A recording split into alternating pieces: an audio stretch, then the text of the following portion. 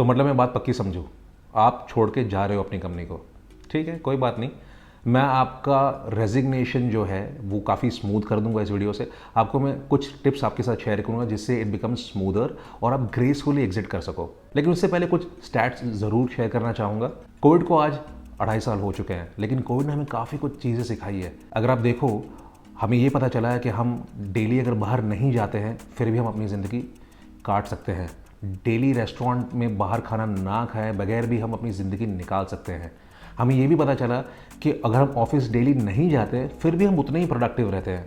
और most importantly हमें क्या पता चला कि जो हमारा जॉब था अप अंटिल कोविड जब हुआ 2020 में, क्या वो हमारे लिए इतना इम्पॉर्टेंट था जितना इम्पोर्टेंस हमने उसको दिया, या हमारे लिए कुछ और ही बना था। हमें एक्सप्लोर करने का भी मौका मिला और इसी वजह से काफ़ी लोगों ने अपने करियर में बदलाव लाया। और वहाँ से जो ग्रेट रेजिग्नेशन एरा जो शुरू हुआ वो 2.5 साल के बाद भी नहीं रुका है। और इसीलिए मैं आपके साथ कोविड की बात कर रहा था।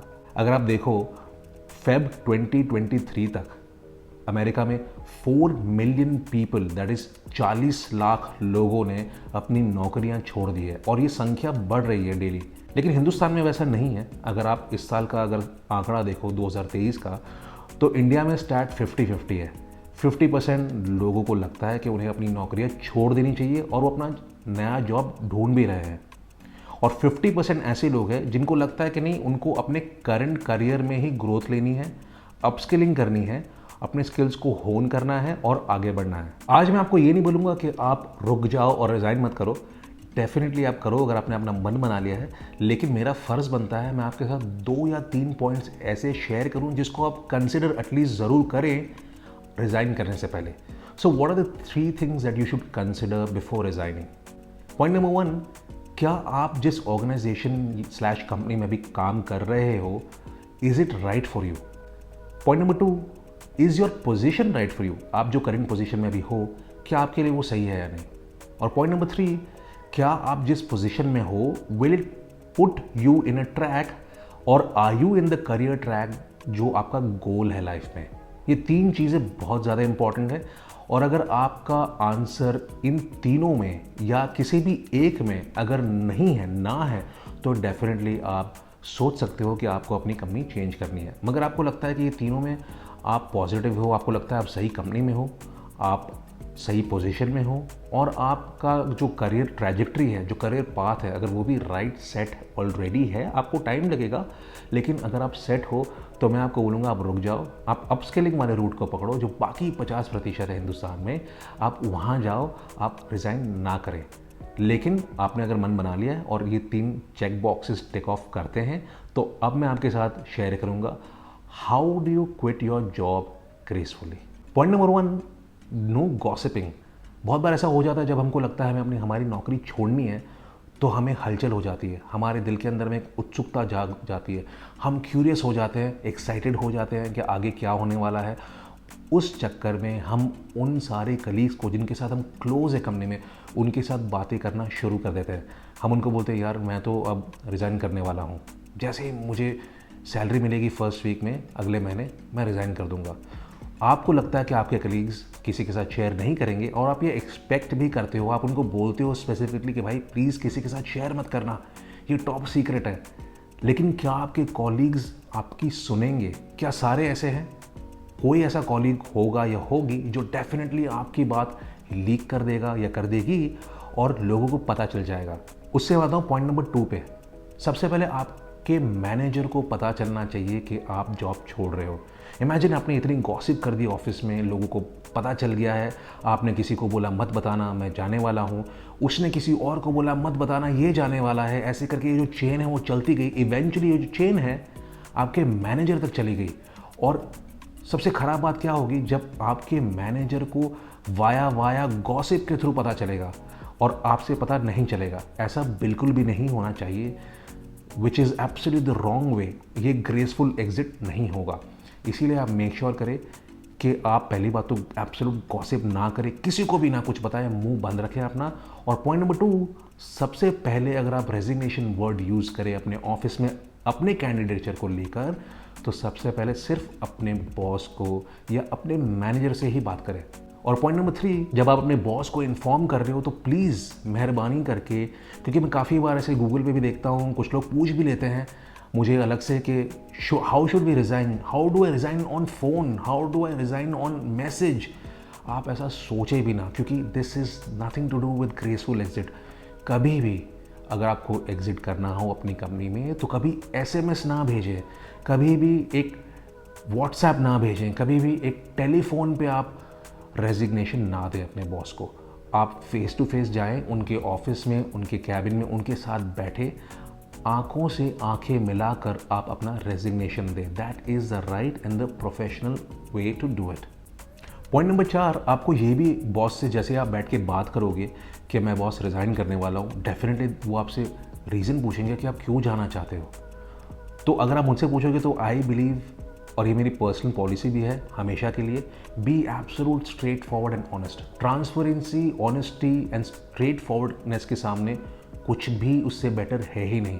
लेकिन अगर आप आपके बॉस की वजह से जा रहे हो, आपका बॉस बहुत बड़ा टॉक्सिक इंसान है अगर, और आप उनकी वजह से अगर जा रहे हो नौकरी छोड़कर, तो डेफिनेटली उनको ये ना बोले कि बॉस मैं आपको स्ट्रेट फॉरवर्ड बताना चाहता हूँ, आपसे फालतू इंसान इस दुनिया में मैंने नहीं देखा है, इसीलिए मैं जाना चाहता हूँ। मेहरबानी करके ऐसा ना बोले।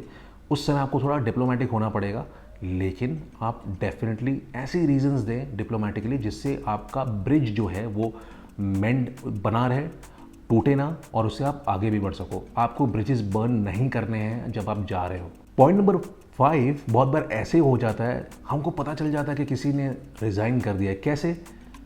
उनके बर्ताव से, उनके बिहेवियर से, उनके एटीट्यूड से। हम बहुत बार बोल देते ऑफिस में, अरे ये ऐसे क्यों बिहेव कर रहा है सडनली, ऐसे क्यों बिहेव कर रही है सडनली, लगता है इसने रिज़ाइन कर दिया, इसका मन काम में लग नहीं रहा है, इसका मैं देख रहा हूँ रवैया थोड़ा अलग लग रहा है, पहले तो ये ऐसा नहीं था।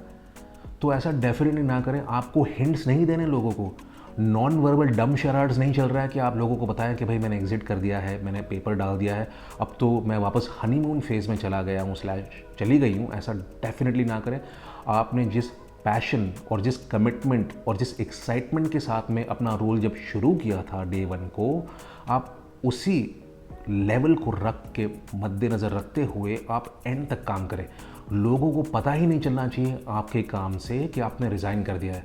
अगर वो देखेंगे ये बंदा उतना ही पैशनेट है, उनको सरप्राइज़ लगना चाहिए कि यार ये बंदा एग्जिट करने के बाद भी, रिज़ाइन करने के बाद भी, नोटिस पीरियड पे फिर भी इतनी मेहनत, इतना पैशन, कैसा बंदा है यार। तो उससे आपकी रेपुटेशन बिल्ड होती है, लोगों के मन में आपकी इज्जत बढ़ती है और ग्रेसफुल एग्जिट आपको मिलता है। और आपको सबसे इंपॉर्टेंट आपको रेफरेंसेस मिलती है। अगर आपको कहीं और जॉब पे जाना है तो ये लोग आपकी रेफरेंसेस देंगे, बोलेंगे भाई ये बंदा, ये बंदी तो बहुत गजब है, रिज़ाइन करने के बाद भी इतनी मेहनत कर रहे हैं। Another very important point, gracefulness and gratitude. आपके अगर आपको ग्रेसफुल एग्जिट चाहिए तो आपके चेहरे पे आपको ग्रेस दिखना चाहिए of gratitude. What does this mean? आपके चेहरे पे थैंकफुलनेस होनी चाहिए कि आपको ये जॉब मिली।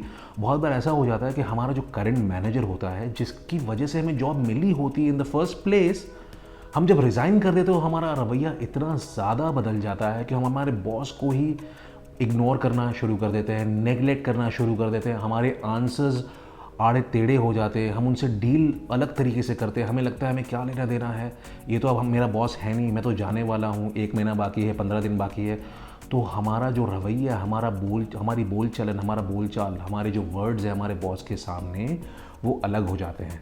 तो वो आपको बिल्कुल भी ऐसा नहीं करना है। थ्रू आउट आपको ग्रेटफुल रहना है अपने बॉस के लिए कि आपको वो जॉब, आपको वो अपॉर्चुनिटी आपके बॉस ने दी, और आपके बॉस की वजह से आपको जॉब नहीं भी मिली तो उसने आपका इंटरव्यू लिया, उसने आपके साथ इतना समय बिताया, आप रिपोर्ट कर रहे थे, आपको नर्चर किया, आपको हेल्प किया। और अगर नहीं भी किया, अगर आपका एक टॉक्सिक बॉस रहा है तो डेफिनेटली आप अपना पॉस्चर ना भूलें, और do not stop being graceful and grateful on your face and your behaviour also. Last point मैं आपके साथ ये शेयर करूंगा कि जब हम नोटिस पीरियड में होते हैं तो बहुत बार हम मेल में लिख देते हैं, this will be my last day, today I am resigning, this will be my last day and after that I will leave the company.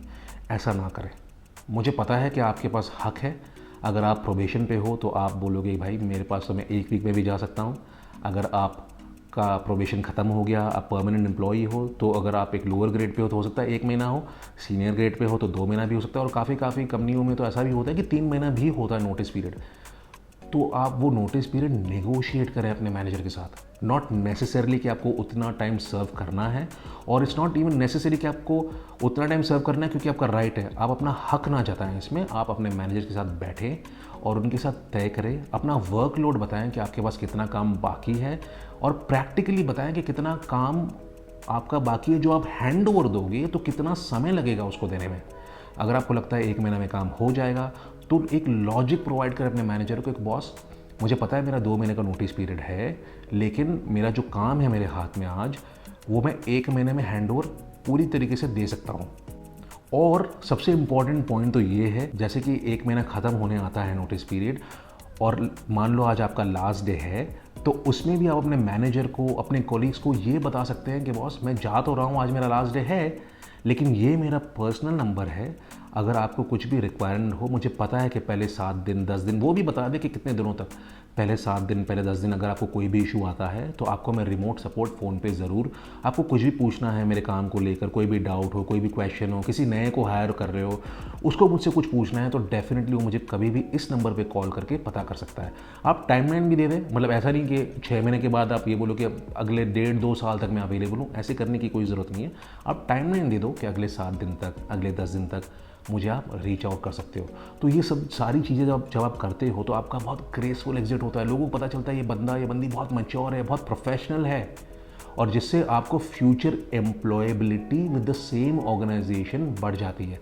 मान लो अगर आपका नया जॉब जहाँ आप जा रहे हो वहाँ आपको अगर जमा नहीं और आपको वापस आना पड़ा, अगर आप अपने ब्रिजेस बर्न कर दोगे, ग्रेसफुल एग्जिट नहीं लोगे, तो आपके सारे दरवाजे बंद हो जाएंगे, और जहाँ पे आप अभी काम कर रहे हो तो आपको कोई वापस रिसीव भी नहीं करेगा। So that's about it. बताइए आपको ये वीडियो कैसा लगा, काफ़ी शॉर्ट एंड स्वीट रहा। So if you have any questions please put that down in the comment section. Definitely like and share करें अपने दोस्तों के साथ, and let me know if there is any point I have missed. मैं आपको अगले video में देखूंगा, तब तक के लिए मस्सलामा।